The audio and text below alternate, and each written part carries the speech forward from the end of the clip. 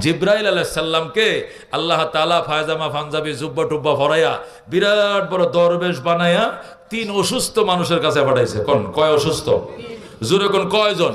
তিনজন অসুস্থ ব্যক্তির কাছে হযরত জিবরাইল আলাইহিস সালাম একবার দরবেশ মসজিদের ইমাম সাইজা আমগো শাইখুল হাদিস সাহেবের মতো এরকম ফাগরি টাগরি সব বান্দা আছে। এই ভদ্রলোক গেছে কার কাছে? তিন অসুস্থ ব্যক্তির কাছে। একজন অসুস্থ হলো, উনি হলো কুষ্ঠরোগী। কোন কি রোগী? কুষ্ঠরোগী। কুষ্ঠরোগী বুঝেন তো? এনে সাদা এনো সাদা এনো সাদা দল্যাজার রোগ আর কি।